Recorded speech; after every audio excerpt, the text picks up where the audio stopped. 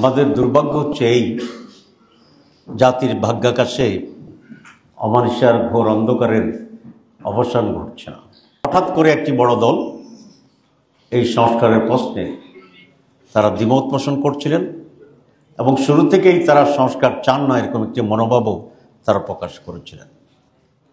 জনগণ এবং দেশবাসী অত্যন্ত হতাশ হয়েছে। আমাদের দুর্ভাগ্য হচ্ছে এই জাতির ভাগ্যাকাশে অমানিসার ঘোর অন্ধকারের অবসান ঘটছে না। 54 বছরের স্বাধীন বাংলাদেশে বারবার সরকার পরিবর্তন হয়েছে, শাসনের পরিবর্তন হয়েছে, কিন্তু শোষণের কোনো পরিবর্তন হয়নি। নেতৃত্বের ব্যর্থতাই এই জাতির সবচেয়ে বড় কলঙ্ক। জাতি অত্যন্ত আনন্দের সাথে আশায় বুক ভরে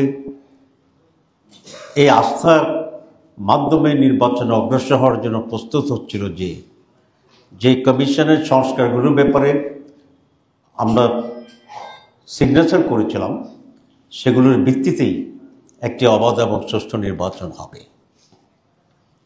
কিন্তু হঠাৎ করে একটি বড় দল এই সংস্কারের প্রশ্নে তারা দ্বিমত পোষণ করছিলেন এবং শুরু থেকেই তারা সংস্কার চান না এরকম একটি মনোভাবও তারা প্রকাশ করেছিলেন।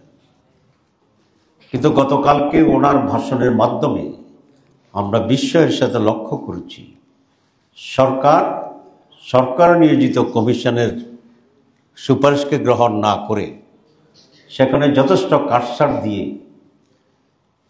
একটি দলের সাথে ব্যাপক কম্প্রোমাইজ করে জনগণের স্বার্থ নয়, একটি বিশেষ দলের স্বার্থেই অনেক পরিবর্তনের তার ভাষণ দিয়েছেন, যার ফলে জনগণ এবং দেশবাসী অত্যন্ত হতাশ হয়েছে।